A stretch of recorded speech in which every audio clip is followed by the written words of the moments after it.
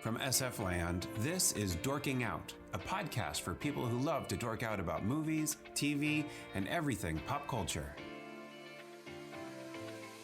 Welcome to Dorking Out. My name is Sonia Mansfield, and whatever you do, don't steal a monkey from a biotest facility.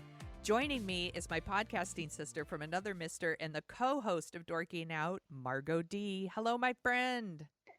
Hey, but what if it's the monkey from Friends? That's a good point. That monkey's so cute. It is the monkey from Friends. It is the monkey from Friends. I love that.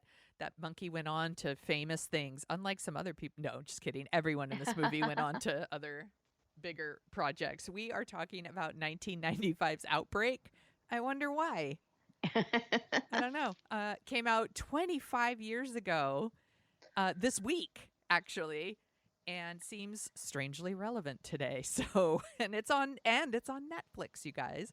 So if you're looking for something to make you feel terrible and scared, Outbreak is on Netflix. It's directed by Wolfgang Peterson. He directed Das Boot, which I've never seen. Have you seen? It's super famous. I know. It's one of those movies I'm supposed to say, yes, I've seen. I think it's brilliant, but I've never seen it. Well, we've seen his other movies. We've seen In the Line of Fire. I like In the Line of Fire. I know, and he did Air Force One. I like Air Force One. Yeah, and he did The Perfect Storm, which is a movie that exists. It's a movie. It's a thing to watch.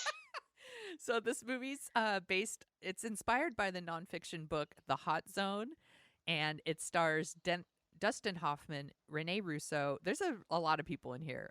Morgan Freeman, Cuba Gooding Jr., Patrick Dempsey in a small role, Donald Sutherland, and Kevin Spacey. And this was actually a really big year for Kevin Spacey because I think Seven and The Usual Suspects came out this year. All around the same time, yeah. Yeah, so big year for super creep Kevin Spacey. Did you see this movie in the theater? I was looking at the dates and no, because I moved to New York in March of 95. So I was probably selling my shit and getting ready. Yeah. And so I didn't see this.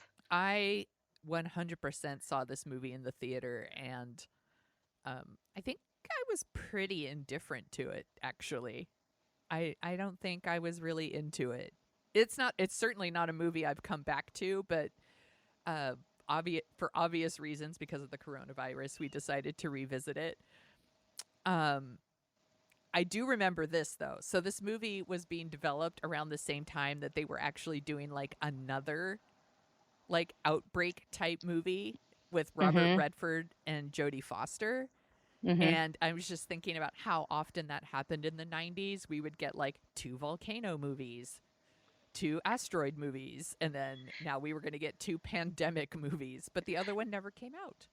No, that was Robert Preston's book, and it's called The Hot Zone. And it's actually a really good, from what I remember. Yeah. It was a good read. It was a quick read, a fast read. Everybody had that book. Everyone had it in their hands. I remember riding the subway and stuff. You see everybody reading it, and you thought, oh, this makes a movie perfect. I mean, that you just filmed this book. And they tried to get the rights. They couldn't. So they said, well, fuck it. We'll just make up our own contagion and make our own movie. And they did. Yeah. This movie is, it's super 90s in that it's not just about like, oh, we have to fight this virus and we need to learn more about it and how are we going to prevent this. It also adds this like very unnecessary like plot like in the government to like conceal the virus, and then there's like stupid chase scenes with like helicopters, and I prefer that over the romantic drama between Renee Russo, a woman who's 1,000 times better than Dustin Hoffman. This woman would never date this man, much less marry him. Yeah. I'm supposed to think she's like, he makes her all quivery, and no. I'm sorry. No. It's Renee Russo. First of all, Renee Russo's fucking rad. Like, I like Renee Russo. I like her too. A lot. I love her. And I feel like she has always played this woman that they pair up with men that are too old for her. Yeah, like Clint Eastwood. Yeah, Clint Eastwood. What's the other one? I mean, even Tom Berenger, I think, might have been too old for her in like Major League. What's the She was other with one? She was with Mel Gibson in Lethal Weapon. I think they're probably around the same age. That seems more appropriate. Even in the Yeah. Thor movies, isn't she married to like Anthony Hopkins? Like that's I don't remember. I just remember the scene where Thor gets to meet her in the afterlife, and it made me really sad and happy at the same yeah. time. I'm always Yeah. happy to see Renee Russo. I like her. Remember she had that movie about the woman who had animals in her house? Oh God, what was it called? Like Epi or I something? don't remember this at all. Would I like it? Yeah. Yeah, it's a period piece. And she's this woman that has like a gorilla and all these animals in her house. I'm not kidding, unless I was stoned when I watched it. I made this up. If you were stoned and that movie doesn't exist, I would I would still like to see it. Hollywood, get right on it. Yeah. So should we just start at the beginning with this movie? Let's just go through it because I think there's a lot to talk about here. So the movie opens in 1967 in Zaire. Zaire? Yeah, Zaire. Mm-hmm. And all these soldiers are like infected with this virus. And America comes in and they're like, we're going to help you. And they don't. They like take some blood and then they bomb the whole village. Because America, fuck yeah. Fuck like, yeah. We're awful, basically. They don't show the faces of like the people that came in, but I think we're supposed to know later on that that's Morgan Freeman and Donald Sutherland in the suits, right? You're remembering way more than I do. I'll be honest with you. I Okay. watched this the other night. Yeah. It went right through one ear and out the other. Okay. I remember nothing, so you're going to have to help me. Okay, well, I took pretty decent notes to help me. That's what happened. I treated this movie like homework. So they cut to the present day, and now we're in the like United States Army Medical Research Institute of Infectious Diseases. It just rolls right off the top. And we meet Dustin Hoffman, and he's like the lead scientist there, I guess, and they call him in to investigate the outbreak. And we also meet Renee Russo. It's like her last day on the job. They are divorced because of course they are. Of course. She's leaving for a job at the CDC. Right. The Center for Disease Control, in case you guys don't know what that is. So I looked it up. Dustin Hoffman was about 57 when they filmed this movie, and she was 41. So it's not like an obscene age difference, but you still never buy for 1 second that Renee Russo would marry Dustin Hoffman. It's a stretch. I mean, she's much taller than, but she's incredibly beautiful. She's successful, and she's a lot younger. She would just, I don't know. That's Dustin Hoffman wanting a hot young actress. I get he it. Probably would have taken. He probably would even wanted younger. I get it too. Actually, we all have vanity. We do. So we also meet Morgan Freeman, and I just wrote, he's some colonel. He's him and Donald Sutherland. I felt the same way. They were interchangeable to me. Yeah, they're both like higher ups in the business, and they're in the military, and they're trying to like suppress not the spread of the virus. They clearly don't give a fuck about that, but they're like more interested in like they don't want people to panic about the virus, and they don't want people knowing about it, which is super reassuring. And then we meet Kevin Spacey, and he's like Dustin Hoffman's second in command, I guess. And he's playing someone who's just super Kevin Spacey, you know, like a real smart ass, but really smart but kind of creepy. Yeah, we didn't know it then. Yeah. But keep going. But he doesn't play like a bad person. He's a good person. No, he's just sarcastic. He's very sarcastic. There you go. And then we meet Cuba Gooding Jr., who's like the new recruit. And he hasn't done Jerry Maguire at this point. So, you know, I think he was mainly known for like Boys in the Hood at this point. Was like his big, right? And his dad was in The Main Ingredient, which is Everybody Plays the Fool, that song. Oh, yeah. That was his dad who was the singer. I didn't know that. See? I learned something today. That's some serious dorking out, Margo. Good job. So they land in the hot zone in Zaire, and of course it's super awful, right? Like everyone's dead. It's super gross.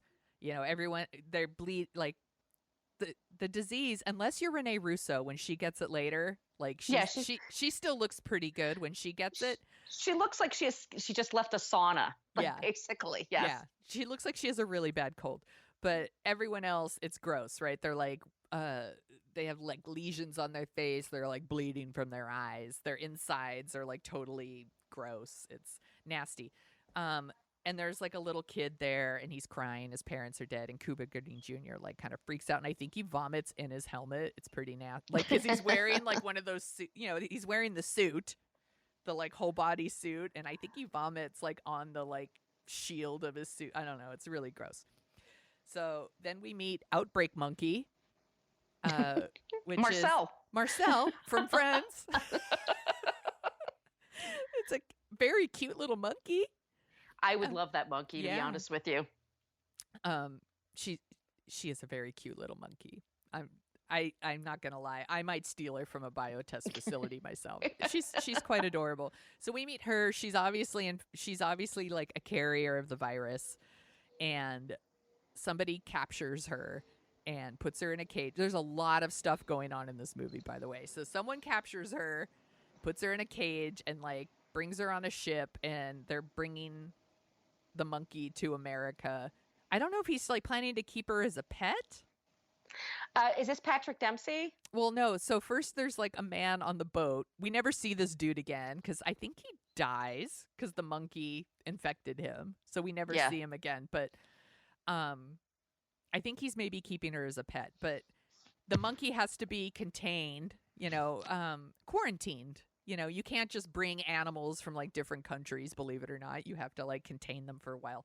So the monkey's in this like biotest. They call it a biotest facility, but I think it's where they kind of just keep animals until they serve them out a certain amount of time, and then you can take them home and things. Like, I couldn't even go to Hawaii and like bring a pet. Like, they would contain my pet. No. I mean, it's a thing. I'm sorry. Yeah, I remember about Johnny Depp and Amber, what's her face, Amber Heard. They had their little Pekingese dogs, right. I think it was. And they had to give a hostage video to Australia to get them back. Oh my God. It's so crazy. Yeah.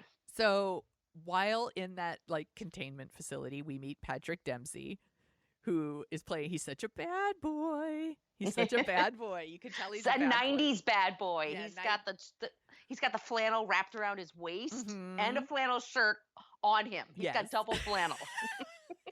He's doubly bad. He's got double flannel. And he takes the monkey, like sneaks the monkey out, and he takes it to a pet store that he's going to sell the monkey to. And the pet shop owner's like, I can't take this monkey. It's probably got a disease or something. No, get it out of here. No, he doesn't even say that. At no point is anyone like, hey, like, maybe we shouldn't take a monkey from Africa and like just transport it. None of that's a concern.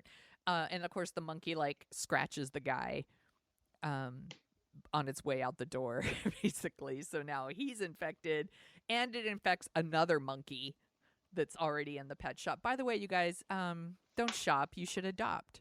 This is another example of adopt. Yes. Adopt, don't shop, you guys. So Patrick Dempsey then takes his monkey and leaves and releases it into the woods. And by the way, this monkey is so friendly. It's a cute monkey. Like I said, I want the monkey. The monkey, yes, I get it. It's very adorable. Everybody drink. Yeah, everybody drink. The monkey is adorable. It doesn't seem to have any problem with humans. Right. For a monkey that's been like living in Africa, it seems very domesticated. Is it in the Northwest? Where are they? So now they are. So the biotest facility was actually it says they were in San Jose. Oh. Yeah. Okay, the Bay Area. Yeah. So they're somewhere, maybe Central Coast at this point. I don't know. Honestly, I think it's Sebastopol. Yeah. So then he releases the monkey into the woods, and he gets on a plane. And by the time he's on the plane, he's disgusting, right? He's like totally red under the eyes, like the nose, like he's a hot fucking mess. My nightmare sitting next to on a plane. Yeah. But luckily, he seems to have he has the whole row to himself. This is the 90s once again. They Yeah. didn't oversell the flight. That's the most 90s thing about this movie is that he has the whole row to himself on the plane. And then he has like a half-eaten cookie there, and like a kid is like, "Can I eat your cookie?" And that part's actually really terrifying. Well, mother grabs him right, like, no, don't touch that cookie. Yeah, I was like, smart mother. So then he gets off the plane, and by the way, he's disgusting. He gets off the plane, he's gross, sweaty, nasty, red all over. He's practically bleeding out of his eyes. And like his girlfriend's like, "I'm so happy to see you." And it's like, they start like making out. It's total tonsil hockey. Like they're making, when people do that super open mouth kissing thing on camera, which I hate, that's what they're doing. Because he's just sick as a dog. I mean, there's just, what are they thinking? But anyway, that's at no the movie. point is he like, "Hey, I'm sick. Like, don't kiss me." Like, by the way, that's what you would do even if you had a cold. You'd be like, "I have a cold." Like, just warning you. Yeah, give me like side kiss, like cheek kiss or whatever.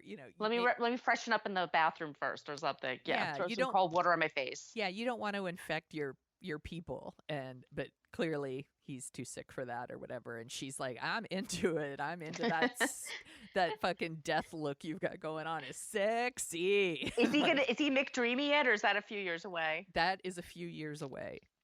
She's on the curve. She understands though. Yeah, she gets it. She's a trendsetter. Yeah. So now the pet shop owner has got it. Bad boy Patrick Dempsey's got it. She's got it, the girlfriend, and they both like collapse. They're in hospitals, and now like hospital workers are getting infected. So it's spreading, and Morgan Freeman, meanwhile, and Donald Sutherland are just like, we should take Dustin Hoffman off this case because he's actually going to solve it. And I don't understand their game plan here because the virus is spreading. They don't want everyone to die necessarily. They just want to contain the virus, but they're not really trying to contain it. They don't seem to have any empathy for the people that are dying. Yeah. And they don't seem to understand like how quickly it's spreading and how dangerous it actually is. They just seem to think it's like a mere annoyance they have to go through. So it's ridiculous. I don't know. I mean, maybe people are like, you know what? What's happening with our government right now? I don't know. Maybe that is true to life, but I found it very odd. Yes. So as it's starting to spread, and the virus is super powerful. Like it kills people within hours. That's not consistent, by the way, throughout the movie. It seems like some people die pretty quickly, and people like Renee Russo seem to make it for a couple of days. And just get the sniffles, really. It's a little weird. It's not consistent throughout the movie, but okay. There's also like a guy who gets infected, and he's once again like Patrick Dempsey, right? Super sick, like gross under the eyes, red nose. Goes to the movie theater, is like coughing in a crowded movie theater, infects like everyone in the theater, walks out and passes out like in the lobby. I'm like, I'm super sick. I'm going to pay to see a movie now. Like, whatever. I think that scene is supposed to scare us, like, as moviegoers, like, oh, what if somebody here has the virus? It doesn't work. So, surprise, the government's trying to pretend that nothing's wrong, that results in the death of a lot of people. I wrote, sounds familiar. Yeah. Yep. And there's all this, like, weird political backstabbing going on in the movie that's like super ridiculous. Like you said, the romantic subplot is stupid, and then there's this whole thing about like Donald Sutherland's trying to pretend the virus isn't that serious, or that it's only contained to this one town, and then they're like, we're gonna just bomb the town to contain the virus, and whose side is Morgan Freeman on, and all of this shit just reminds me in the movie Titanic when Billy Zane is trying to like shoot at Leonardo DiCaprio and Kate Winslet as the Titanic is sinking. It's sinking. I'm like, the stakes what? Aren't high enough. Yeah, I'm like, gunfight.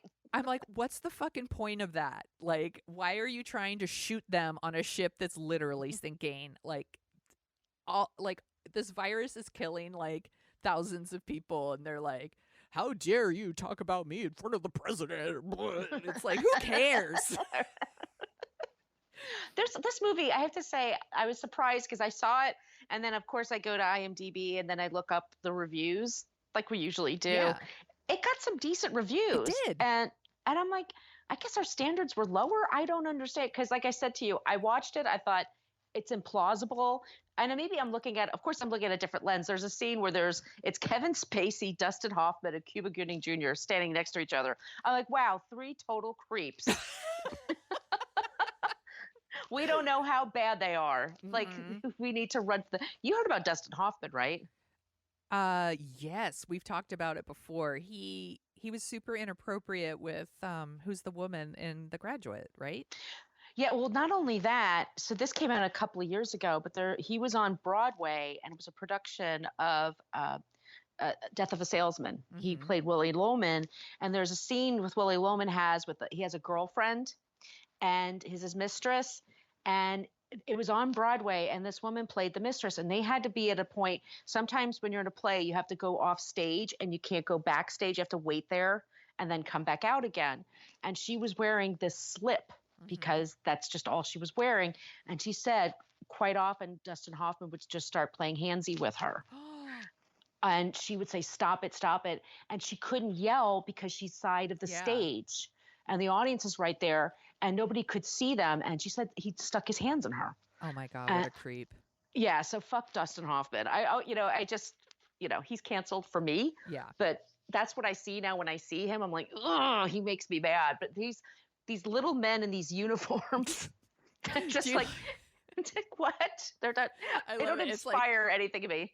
Dustin Hoffman, Kevin Spacey, and Cuba Gooding Jr. and a virus. Which one do you want to be alone in a room with? Exactly. Like, I'll take my odds with the virus, or maybe Kevin Spacey because he doesn't like chicks. Yeah. I don't know. But he's also just a total asshole, apparently. But I'm just like, oh my God, it's very hard. Morgan Freeman's been weird. Like, it's all filled with weird people except Renee Russo and Donald Sutherland. Yeah, exactly. And he's playing like the most sinister villain. He's practically got like a mustache that he's twirling in his hands. Yeah, yes. It's so and then I'm gonna take Renee Russo and tie her to a railroad track. It's like so ridiculous. But I have to say, I always love Donald Sutherland, even when it's too. Ridiculous. I find him very enjoyable. And Patrick Dempsey's really cute. There's a lot to be said here. I mean, had here, but it's just like some parts of it. I just found. Dustin Hoffman being in charge, he does that Dustin Hoffman thing, huffing and puffing, and why don't anybody listen to me? Yeah. Then we have so many scenes of you're not listening to me. This shit is spreading. I'm like, ugh. And the movie's over 2 hours long. It feels 3.5 hours long. Yeah. And what does Renee Russo has nothing to do except get sick. Yeah. Basically, I just yeah. But keep going. No, so then martial law takes over this small town, Cedar Creek, where everyone seems to be getting infected. And, there's some fucked up, sad shit in this movie where, they're announcing, hey, if you're sick, hang, a white towel or sheet outside your door, and we'll come by and we'll get you and take you to the hospital to help you. That's what they're telling them, to help them. And there's this very sad scene of a mom who's sick and her husband and her 2 daughters are not sick. I'm sorry, she doesn't look that sick. I would have fucking stayed. She's got a bad cold, but she knows she has it. But here's what's all right. So this part, it's sad, right? She's trying to comfort her kids, but she can't hug them. And she's like, I might have to stay overnight. And then we kind of switch to her point of view for a while. So we're following her. She's ushered into a car. She's taken to an elementary school that they've converted into a big emergency hospital situation that looks like a concentration camp. Yep. And we never see that woman again. The women in this movie are very disposable. We never see her again. I'm like, yeah. Is she one of the people that gets...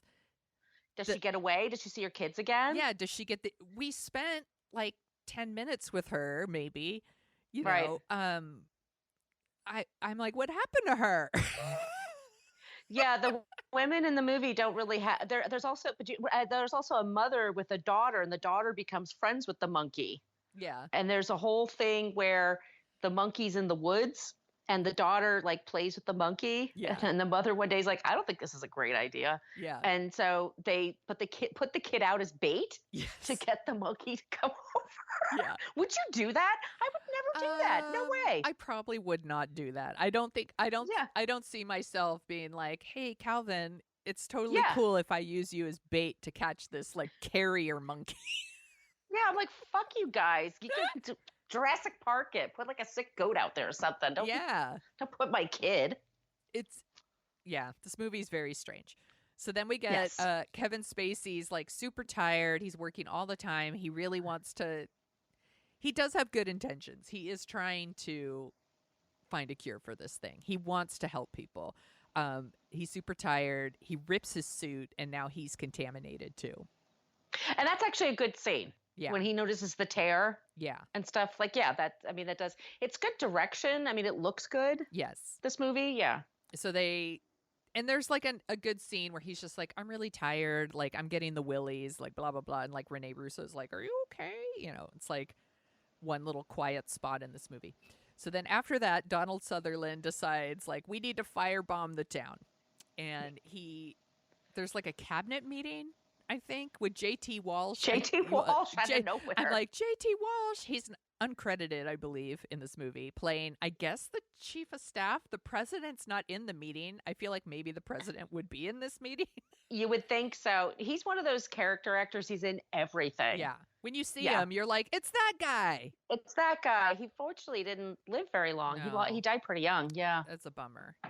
Yeah. So he makes this recommendation to firebomb the town, and J.T. Walsh gives this big speech about, like, everyone's going to toe the line on this. We're all going to say that there was no other choice. Nobody's going to leak shit to the Washington Post saying I was the lone voice of reason in the room. It all sounds very familiar. And by the way, our president would totally authorize this right now for San Francisco, even though we're not a hot zone. He hates us. Like he would legit be like, fuck San Francisco, let's firebomb it. Like he would do it now. It's very terrifying. So that big speech happens, and then after that, Renee Russo gets infected while trying to treat Kevin Spacey. I guess it wasn't enough that all these people are dying. We had to up the stakes even more. Yes. And now Dustin Hoffman's love interest is in danger. So now it's like, we got to save, Renee Russo.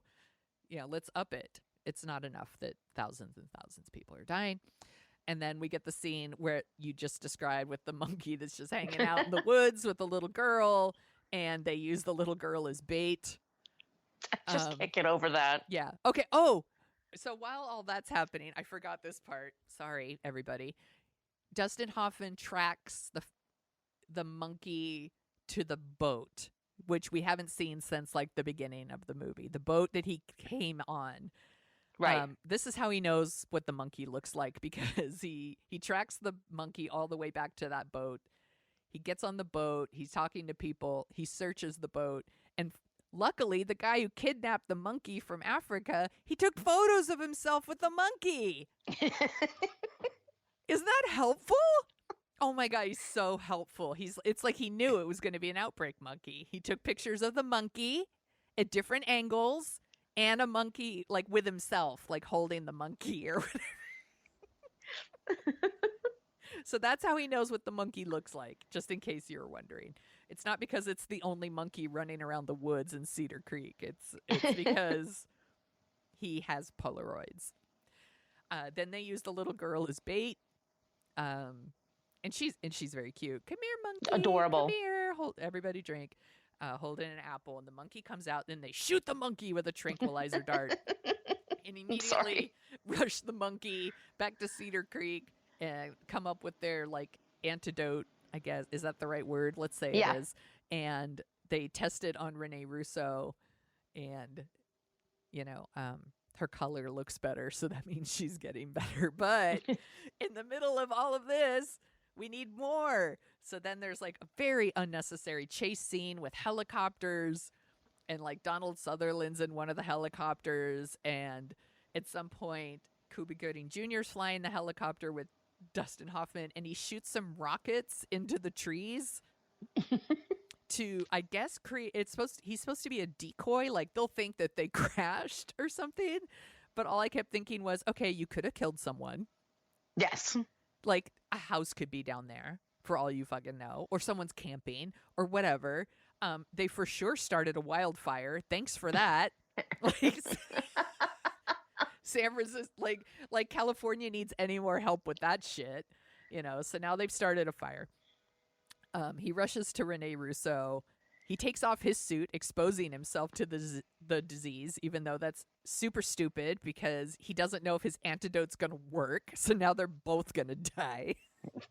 So stupid. And she's like, I missed your face. Like, oh, God.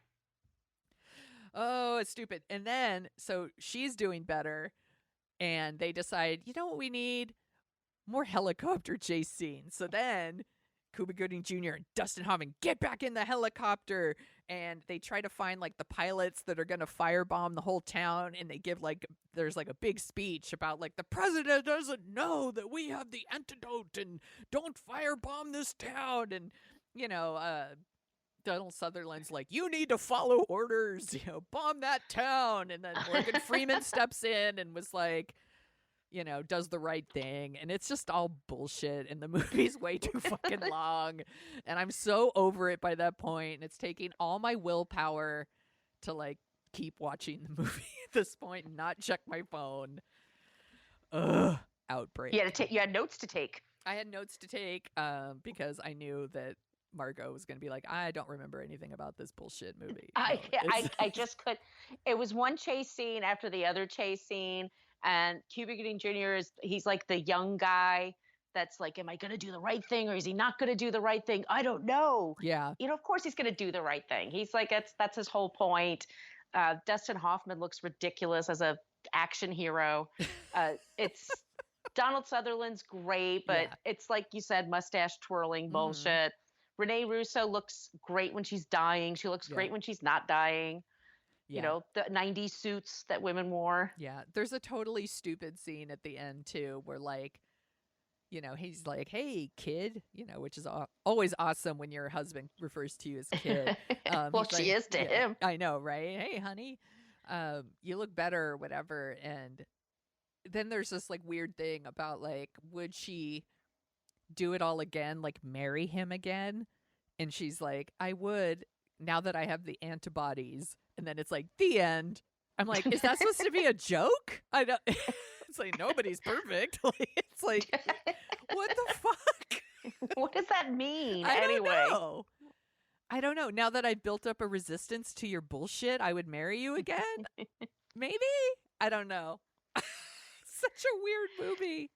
It's so bizarre. They have those two dogs. Like, I'm always like, where happened to the dogs? They were sharing custody of the dogs. There's all kinds of like loose ends everywhere. Yeah. What happened to the dogs? Yeah, that's what I care about. I don't care about anybody else. I mean, I don't know. It's just the stakes are really all over the place and ridiculous. I couldn't keep up with it after a while. I found it exhausting. Yeah. And I haven't seen, I'm going to list some other movies here in a few minutes that are also like pandemic movies. Maybe some of them handle it in a more realistic way. I don't know because I haven't seen them all, but we didn't need all the like helicopter stuff.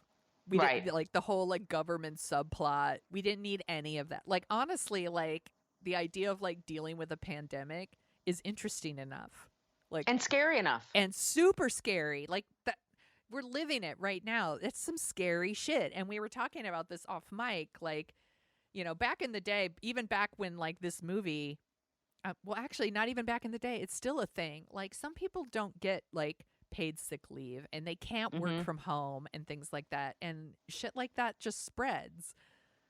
You know, like if you wanted, like we were talking about this before we turned on the mic, if I got sick when I worked at the movie theater, it didn't mean I got sick days. That meant I didn't get paid that day. So then I had to go to work. And now I'm at work and I'm infecting everybody with my gross cold or bronchitis or whatever the fuck it is I have, because I have bills to pay. And we're still in that situation here. Like a lot of people work jobs where they don't have paid sick leave or they can't work from home and they're spreading the virus. It's really scary. No, I know I've done it, especially back in the 90s. Like nowadays, it used to be a big deal to be able to access your work email from home. Yes. I remember first being able to do that, and it blew my mind Mm-hmm. that you used to have to actually go to the office and turn on your computer, and that's where your emails were, and that's where you did your work. And many, many, many times I have gone to work totally sick. I should have been home. I should have been resting, but I just thought, no, I can't be, because people give you a hard time for that back then anyway. They would give you a hard time for taking a day off. Yeah. Some people did get that, like like you were faking it or whatever. And So the idea that it's so I'm like, I'm an ridiculous. adult. Like, why do I have to fake a sick day to like get a fucking day off? Like, that's Right. bullshit. Yeah. So No ridiculous. kidding. It's my, Yeah. if I take a day off, I take a day off. It's not your fucking business why I'm taking a day off. Anyway, Right. yeah, that's the state of things here. So, Yeah. this movie didn't make me feel any safer. That's for sure. It's good to know that people who work in preventing these sort of things or fighting these sort of things are really just more concerned with saving their ex-wife than the thousands of lives that need to be saved. But that's cool. I did read that Harrison Ford, Mel Gibson, and Sylvester Stallone were all offered the role that Dustin Hoffman plays. I think all of those probably would have been a better fit, to be honest. It would make much more sense with Harrison Ford. I think he does that harried thing very well. And yeah, little Dustin Hoffman sometimes it's not his fault for his height, but it makes me not take him seriously as an action hero. Yes. If they had cut out all the helicopter stuff and the romantic subplot and it was just about fighting the disease, Dustin Hoffman is your man. He would be fine in that. But he's not an action hero. No. I also read that this movie was really, really popular, and it was 3 weeks at #1 before. You've got to be kidding me. Before Tommy Boy came out.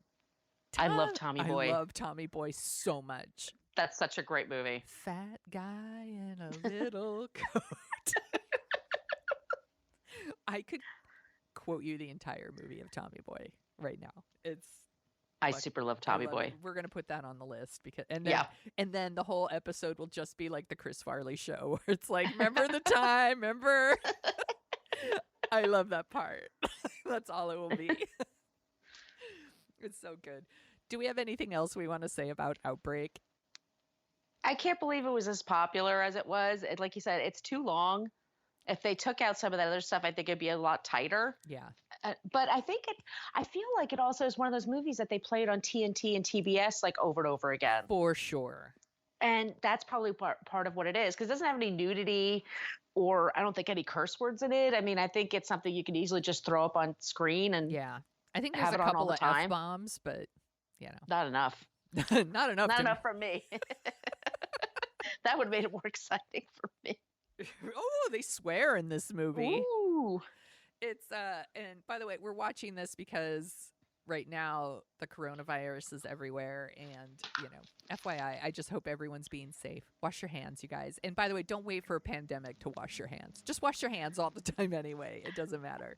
And wash them like you're a surgeon. Like make sure your nails are cleaned, everything. Yes. It's really scary right now. It's all about like we should be trying our hardest to keep this contained so that everyone could do their work investigating this virus and hopefully get some sort of vaccine going or something.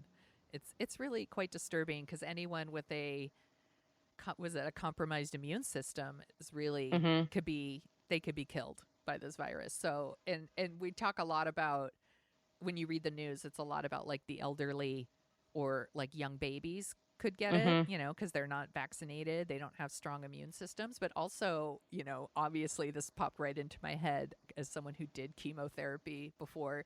People who do chemo have very compromised immune systems. And there's a lot of people in the world doing chemotherapy, and they are susceptible to this virus. So everyone be safe.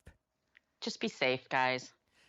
And on a happier note, you want to hear about some other movies that are also about pandemics? Absolutely, I do. All right. So I haven't seen this movie, but apparently it is now like the 10th most watched movie on Apple Movies. Contagion. I did rent it, but I haven't watched it yet. It's on Amazon too. I actually think I might watch it. I might watch it. It's Steven Soderbergh, so Yeah. and you watch Gwyneth Paltrow die, so Well, now I'm really sold. yes. Did you see The Andromeda Strain? Long time ago. I think I have also saw that one a long time ago. I Am Legend Yep. is you watched that one recently, right? We did that for book versus movie. Yeah. Did it hold up? No. Okay. I remember there's a part that really, really made me sob. No, there's a part that's really messed up and could go fuck itself, and that involves a dog. Yes. Yes. No. I actually got up and like ran out of the theater and like sobbed in the lobby like a baby. It was too hard for me. I have never watched the movie again. Fuck that movie. 28 Days Later. That's a great movie. Mm-hmm. I watched this one recently and it's legit great. And if you guys haven't seen it, I believe it is on Netflix. Train to Busan. I don't even know what that is. Okay, it's a Korean movie. Oh my God, is it? Is it Korean? I'm pretty sure it's Korean. I'm so sorry, you guys. I should have looked this up. Anyway, it's like a zombie movie, but it all takes place on a train, and it's kind of like it's a virus that spreads, and like, I mean, you're almost instantly like kind of a zombie, but they're strong and fast, but they can't see in the dark. It's really, it's really good. It's really well done. So it's on Netflix. It's also on Shudder, if you guys have Shudder. 12 Monkeys. I haven't seen that in ages. I also haven't seen it in a long time, but I remember really liking it at the time. And then I know you've seen this. And it's not a movie, but the Stand miniseries. Oh, I own it. Yes. Yeah. Don't Fear the Reaper. That's my favorite opening to a TV movie ever. It's Don't Fear the Reaper, and it's just this virus that's going through this facility. Mm-hmm. I think it's in Utah, and you just see these dead bodies. Oh my God. They're not real dead bodies, but you know what I mean? But it's so effective because it really gets that idea. Like this virus just hit people and you just died right away. I haven't seen the Stand miniseries in a really long time, but I really liked it at the time. It's, it's 90s. Some of it holds up. Some of it doesn't. They're remaking it, right? Yeah. The only reason I'm getting CBS Digital is because they're remaking it. It's going to come out this summer. Okay. So, yeah. All right. Good to know. Do you have any songs about pandemics? No. I didn't even think about that, like songs for pandemics. No, I picked a few songs from 1995 if you want to hear them. Yeah, I do. Okay, so Mariah Carey, Fantasy. Such a good song. Such a good song. I still love that song. Alanis Morissette, Hand in My Pocket. I love that goddamn song so much. Everyone had that album. Everyone had it. Especially talking about that, Oasis, Wonderwall. I loved Oasis back in the day. They were my thing. What's the story? Morning Glory. I played that CD over and over again. And I love the one before that too. Definitely, maybe. So good. Collective Soul, The World I Know. That song. Collective Soul, Candlebox. What was the other one? There was another band. All three of them. They all sound the same. Goo Goo Dolls. They're all the same. Yeah. Basically, yeah. Seal. I love the song Kiss from a Rose. I love that song too. That's still love that. Such a good song. Yeah, that holds up. It's so funny you mentioned the Goo Goo Dolls. I think that came up on F This Movie recently, and it also came up in our house recently because, all right, random story. Calvin, when he was younger, had this video of Elmo, and it was all like the celebrities that visited Elmo or whatever. And, so it'd be like Beyonce and like Destiny's Child, like singing with Elmo and stuff like that. And there was one with the Goo Goo Dolls. And Elmo he's like, "Oh, hi, Goo Goo Dolls," or whatever. And so like anytime like celebrities like randomly show up in TV shows, my husband and I just go, "Oh, hi, Goo Goo Dolls." And it just came up again recently. And it's like a joke that like only he and I think are really funny. Like, oh, hi, Goo Goo Dolls. You know, What are I've been you doing here? You know, I've been to Sesame Street. I didn't know that. I worked on it when I was at Dan Clara's, and I want to say 1999. It was like their 30th anniversary. That sounds about right. And we had that campaign. So I got to go to, they had their place in Queens, and I used to go, and they had a lot of celebrities come by. And I met Elmo, and I have an autograph with Elmo, and I got to touch Oscar the Grouch's trash can, which is one of the big thrills of my life. That would be a huge thrill of my life too. I love Sesame Street. Oh, it was the best show. It was so good. I loved it. I when Calvin was going through his Sesame Street phase, I was so happy. I loved watching Sesame Street. Now he watches bullshit like Thomas the Tank Engine, but back when he watched Sesame Street, that was my thing. I loved it. Is it on HBO now? I think it is on HBO now. Which is so crazy to think of. I know. And you can buy like a million things streaming of different types of Sesame Street, and sometimes we would watch the super old ones, and it was so weird because it was almost like a sketch comedy show back in like the early 70s, but it was for kids. It was a very strange show, but in a great way. I loved My mom used to love watching it with us. Aww. Yeah. I loved it. The Muppet Show too. Yeah, the Muppet Show was the best. It's really, really funny. What else are you dorking out about? Well, I was going to dork. I had dork about a couple of things. One of them being the Dixie Chicks. Thinking about good things in the world. I'm trying to think positive. Yeah. It's the International Day of the Woman on Sunday when we're releasing this episode. I think it is. Yeah. And not a great week for women this week. No. It's been a shitty week. Yeah. Except for the Dixie Chicks. The Yes. Dixie Chicks have a new song called Gaslighter, and it's so damn catchy and great. And Natalie Maines really sticks it to her ex-husband. She really hates that guy. I mean, every lyric is basically, fuck you, Adrian. Oh. But in a great way. I need to listen to that. You mentioned It's really it to me catchy. the other day, and you're kind of my go-to person. I don't know shit about new music. I never know when new stuff's coming out. Margot's the one that like clues me in, so I need to listen to that because if you say I like it, I will like it. You'll like it. And then also I just heard today that Kids in the Hall is coming back, and they're making new episodes for Amazon. I will watch the shit out of that. Right? That makes me happy. That makes me so happy. It's something worth living for, right, guys? Yeah. I love it. What have I been dorking out about? I finally finished all of BoJack Horseman. Okay. That's not really happy. No. So I'm going to try to think of something that makes me happy. And I think, you know what it is? It's David Byrne was on SNL last week. Wasn't that fantastic? And he was so great. And I saw David Byrne's show when I went to visit you in New York. Mm-hmm. And I've just been kind of obsessively listening to David Byrne this week, especially like This Must Be the Place. It's like one of my favorite songs. And I actually bought like a little mat that says like a welcome mat, but it says This Must Be the Place. Oh, that's awesome. And I put it in my kitchen because when I'm in my kitchen, I'm really happy.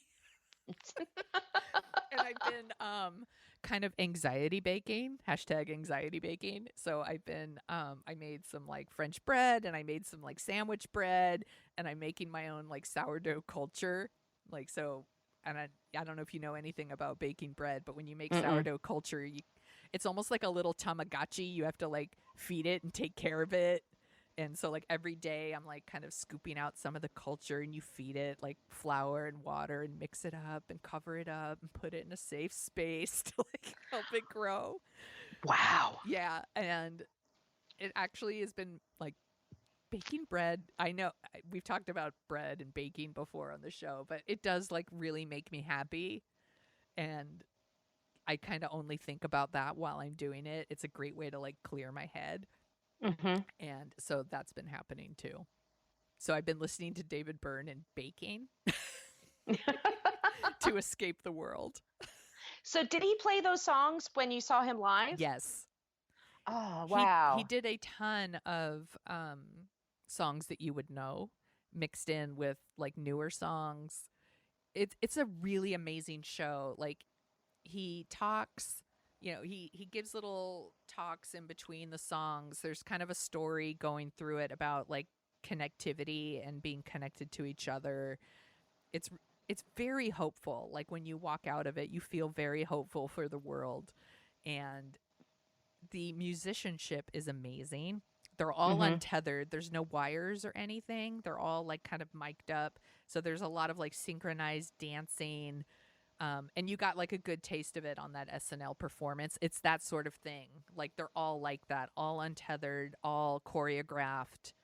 And they look so happy to be there. Like they're having the best time.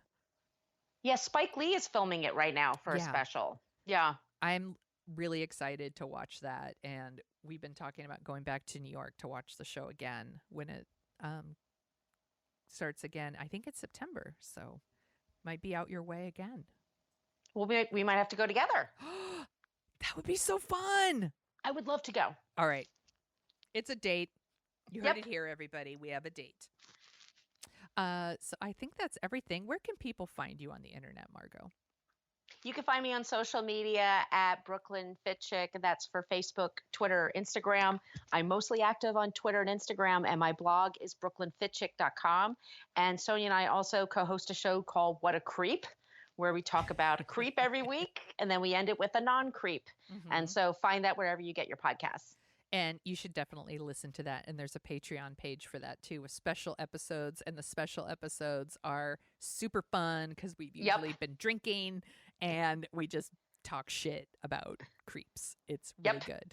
You can find me at thesoniashow.com, and I've actually made a little deal with myself where I'm going to be updating that more. So please go there.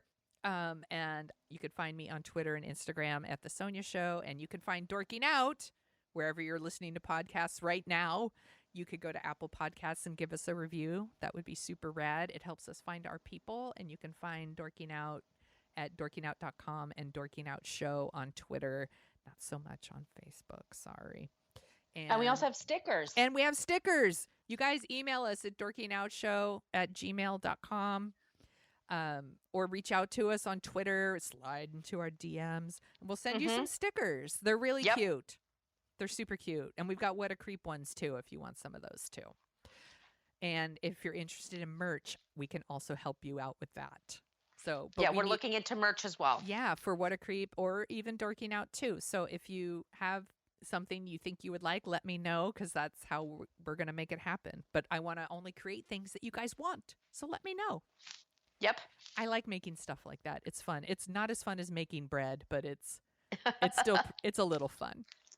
This was fun though. I'm glad we got to talk about Outbreak. It's actually not a good movie, but it was kind of therapeutic to talk about it. Yeah, I feel a little bit better now about things. Okay, good. Not about Dustin Hoffman. No. And in the meantime, you guys, don't steal monkeys from a biotest facility. Thank you.